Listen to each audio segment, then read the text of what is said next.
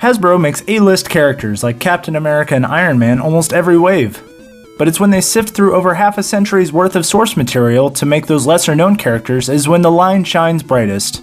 However, there comes a period where Hasbro drops the ball and forgets about certain characters, or they haven't made the right version of a character for years, or sometimes ever. I'm Glenn with the Toy Temple, and these are my top 10 most wanted Marvel Legends.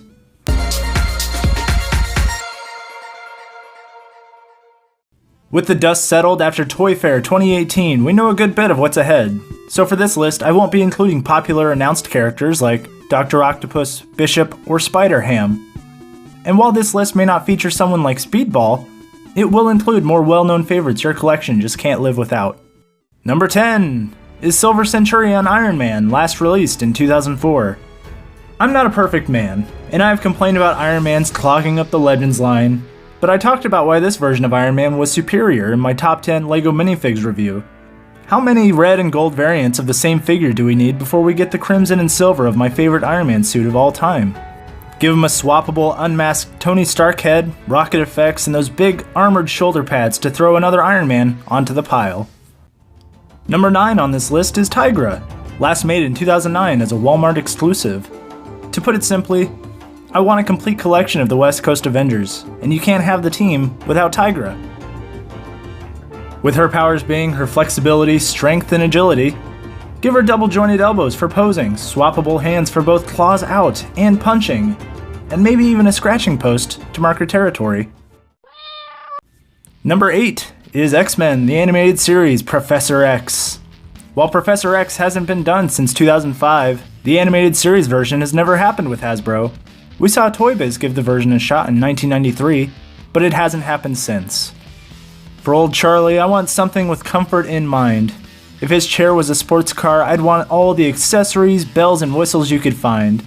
I want the golden hover chair with the big blue cushion to rest your head on, and control panel armrests on each side. Luxury with a touch of class. And if it needs to be a Build-A-Figure, let it happen. They did a Build-A-Figure with the Vulture a few waves ago, and I'll buy the wave gladly just as long as they give me the leader of the X-Men the way I knew him best. Hovering. Number 7 is US Agent, last made in 2012. I had a US Agent back in 1993 with the Marvel Superheroes line, and while he's another West Coast Avenger, it seems too easy not to make. I'm sure with a black Sharpie and a clearance retro Captain America, I could do a halfway decent job. But I feel like Hasbro has the figure already built, with their cap body, the shield already molded. Just add a gun and you've got a new figure to sell me at a cool $20. You know I'm good for it. Number 6 is Spider-Woman Julia Carpenter, last made in 2006 as a Chase variant of Arachna. First debuting in the action figure enabling Secret Wars in 1984, she's another figure I had long ago during the 90s from the Iron Man animated series wave. With so many Spider people, I can't imagine why she hasn't been made. There's been Spider-Man, Silk, Spider-Man Noir, Scarlet Spider, Spider UK, Spider-Punk, both Spider-Man 2099s, Spider-Girl, Spider-Gwen, Pizza Spidey, and even another Spider-Woman, Jessica Drew, but never Julia Carpenter as her own single figure. How can this be when we love Spider people? The look and history are there, so there's no excuse why Julia can't have her own figure. Number 5 is Archangel, last released in 2013. Angel, one of the first X-Men, suffered a series of tragic circumstances that led to him losing his wings. The mutant Apocalypse offers to restore his wings if Angel will serve him as one of his 4 horsemen, and instead gives him metal wings, which can cut through almost anything. Reincarnated as Archangel, the wings look awesome. The character is dark and brooding. With blue skin and pink highlights, he doesn't even need accessories. Just give him those big metal wings in that color of gunmetal gray, and you've got a very swooshable figure to complete your X-Men team. Number 4 is Beast, last released in 2003. Another of the first X-Men, Dr. Henry McCoy's blue iconic fur is a staple for any version of the team. Not to mention his membership of other teams like the Avengers, Defenders, X-Factor, Illuminati, Secret Avengers, and Inhumans. I know Disney and Fox weren't on speaking terms for a while, but just think, with a merger close at hand, maybe we can get a new version of old Hank with safety goggles, a lab coat, and some beakers to show off that genius level intellect of his. your pals, Cyclops, Wolverine, and Jean, they want you to come home, buddy. Number 3 is the last X member on this list, last made in 2003. Gambit has all the potential in the world to be an instant plastic classic with his pink armor, long brown coat, and his fiery eyes. If Fox and Channing Tatum would ever get around to making a solo movie, we could probably get a new figure.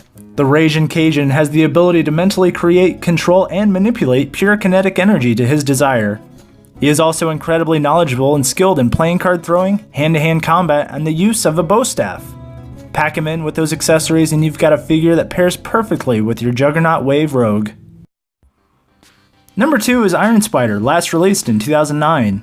After Spider-Man was resurrected, his friend and teammate Tony Stark built him a new suit, and not so subtly used the colors from his Iron Man armor to dress it up. I demand the chrome red and gold look of Iron Spider. I know we have an MCU version, but this is the Iron Spider to me. Reuse that superior Spider-Man body mold, and give me those big spider legs. Come on Hasbro, I know you still have it. You just used them for the Lasher.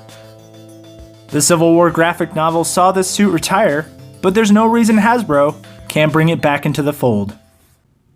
Number 1 on this list is a genius-level intellect with an iron mask, various magic powers, and the ruler of the country Latveria. This is Dr. Doom. Last made in 2012, in a much more recent entry on this list, Doom is, without hyperbole, one of the greatest Marvel villains of all time. Worst part is he actually wants to save the world in his own messed up sort of way. He doesn't even really hate the Fantastic Four outside of Reed Richards. Jerk! The conflict Doom represents is that there's a possibility he might just be right, and the Fantastic Four are wrong to stop his plans for world domination. Doom is smart, arrogant, and vengeful, but if not for his insecurities regarding his ego and battles with the Fantastic Four and Avengers, he likely would have taken over the Earth without any effort, and we all would thank him for it. Sadly, his stock in the public eye is at an all-time low due to his forced appearances in the last few Fantastic Four movies, and it pains me to see his character go to waste. Pack him in with those reliable Marvel Legends energy effects and green cloth cape, and it'll be hard to pass on such a perfect villain. Latveria loves him, and so should you.